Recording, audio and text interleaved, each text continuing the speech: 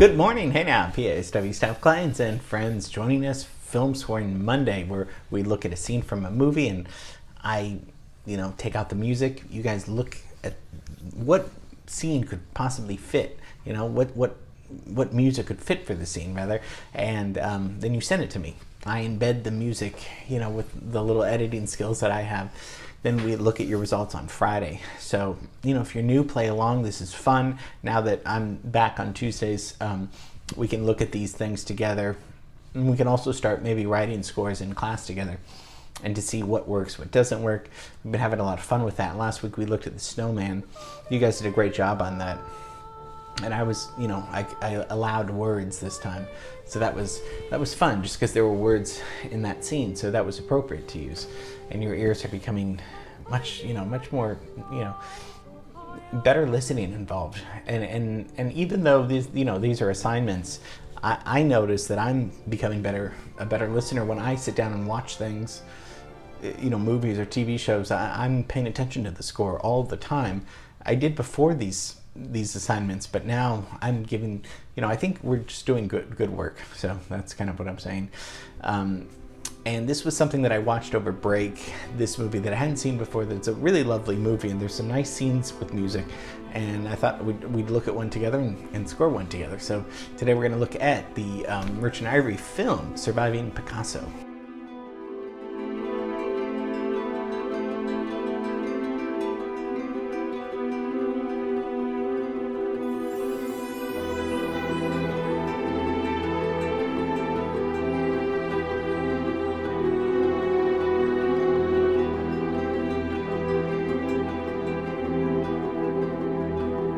Surviving Picasso, 1996, Merchant and Ivory. We know Merchant and Ivory. We scored Room with a View, that beautiful scene of them out in the field, very romantic scene. And so they were producing partners. Ishmael Merchant was the producer, and then James Ivory, who's still alive, director. And so Merchant Ivory Productions, a film company. They go back to the 60s, 1961, and so they were kind of business and life partners up until Merchant's death around 2005, and they made tons of movies together, and this is one of them. And this one is about Picasso, right? Anthony Hopkins stars Picasso. Everyone knows Picasso, maybe the greatest painter of all time, right? Important for a lot of things, maybe because, such a prolific artist, and of course, did so many different things, but contributed to modern art. We have, because of him, we have the whole modern and 20th century art is mostly all attributed to Picasso. So the development of modern art, with Cubism, the Blue Period, all of that, because of Picasso, he kind of is the definition of modern art. It's weird how one guy could represent all of modern art. Maybe that guy is Picasso. Spanish, right? Mostly lived in France. So let's go from the Hollywood sign. Let's go to the south of France. That's where they filmed this, and mostly lived in France. And it's a pretty simple plot. Anthony Hopkins plays Picasso and was on his same diet that Picasso ate. He was a very eccentric man. And he looked just like him, actually. And it's kind of about the women in Picasso's life, and particularly one woman in particular, Françoise Gillot, who's still alive, actually. And so it's seen through the eyes of her, and she's one of Picasso's lovers. She's kind of the main lover in this. And she's also an artist in her own right. So she falls in love with him. She wants to learn how to paint. She becomes a painter. He falls in love with her. He suppresses some of her painting because he's perhaps somewhat threatened by her. They're in love. They kind of, it's kind of the troubles between the two of their relationship and how she feels trapped by him. It's a story about two art, more than just Picasso, about her life as an artist as well. So the music is by Richard Robbins. He is mostly, if you were in the Merchant and Ivory business, they were very loyal because he scored all of their films up until he died in 2012. So he's an American composer. He was an American composer, known for scoring all of their movies. Oscar nominated for Howard's End, which was another one of their films, and then Remains of the Day, nominated for that too. This one's a really great score, orchestral score for this. And so the scene we're going to look at is a very creative scene, because we're going to see Picasso's got a canvas. It's not quite blank, but we've talked about kind of a blank page, blank canvas, about how an artist creates and stuff. So we're going to see, I like doing this. Let's show it without any music. I want you to see, because this is how the composer gets the scene, of course, right? Merchant and Ivory, they filmed the scene. They say, Anthony Hopkins, pretend you're Picasso, start painting, do the brushes, do the strokes, do all that stuff. Then the composer has to go home and say, okay, what is the scene? What feeling do I have to come up with? The pressure of that, the excitement and the pressure. So let's take a look first at the scene without any music. See what you feel. See what's your intuition, and think out loud. Write down anything, or just see what you think the choice is. So let's take a look at the scene without any music.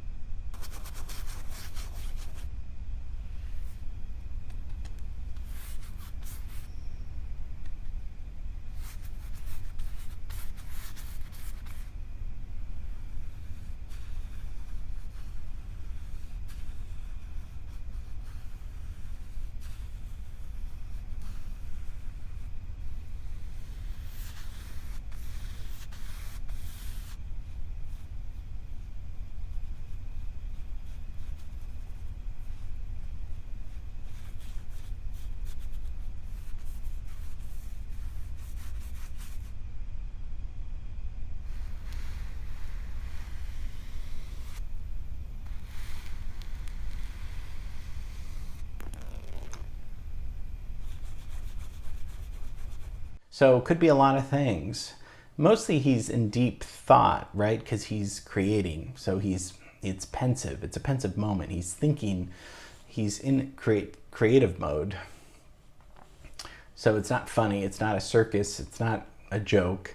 He's focusing, right? This is when the artist is most vulnerable. But there are other, maybe they, when you're an artist, when you're thinking and creating, what mode are you in? Are you, we're functioning, we're breathing, but are we aware of our surroundings? Are we not? Every artist is different. So in this scene, what is he functioning? Music has to tell the audience what is going on in Picasso's mind in this scene. It's got to be somewhat, probably serious, somewhat, maybe a haunting theme, maybe something. What is it going to be? You want me to just show you the scene with the music, right? Because it's like, what is it going to be? So this is what Richard Robbins came up with, and it's very lovely. So let's take a look at the scene with the music.